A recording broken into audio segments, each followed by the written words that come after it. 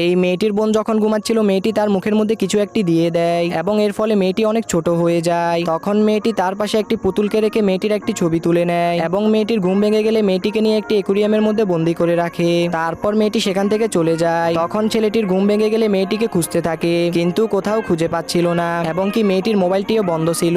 তারপর এই মেয়েটিকে জিজ্ঞেস করলে মেয়েটিও না জানার বাহানা করে এবং এই মেয়েটি গ্লাসের ভিতর থেকে তাদেরকে ডাকতে থাকে, কিন্তু কেউই মেয়েটির আওয়াজ শুনতে পাচ্ছিল না। তারপর মেয়েটি সেখান থেকে বাইর হওয়ার একটি রাস্তা দেখতে পায়, কিন্তু মেয়েটিকে যে অ্যাকুরিয়ামে রাখা হয়েছিল সেই অ্যাকুরিয়ামে একটি সাপ ছিল। তো এরপর কি হয় তা দেখার আগে বাবার পকেটে যদি শুধুমাত্র 10 টাকাও থাকে, চাওয়ার সঙ্গে সঙ্গে সেটি আমাদেরকে দিয়ে দেয়। সেই বাবাকে মন থেকে ভালোবাসলে ভিডিওতে একটি লাইক দিয়ে চ্যানেলটিকে সাবস্ক্রাইব করে দাও এবং পারলে বাবার জন্য কমেন্টে ইমোজিটা দিয়ে যাও। তারপর মেয়েটি একটুর জন্য সাপটির হাত থেকে বেঁচে যায় এবং মেয়েটি সেখান থেকে দাঁড়িয়ে অনেক জোরে চিৎকার দিতে থাকে, কিন্তু ছেলেটি না শুনতে পেয়ে সেখান থেকে চলে যায়। তো এরপর মেয়েটির বোন কি করলো তা দেখার জন্য চ্যানেলটি সাবস্ক্রাইব করো।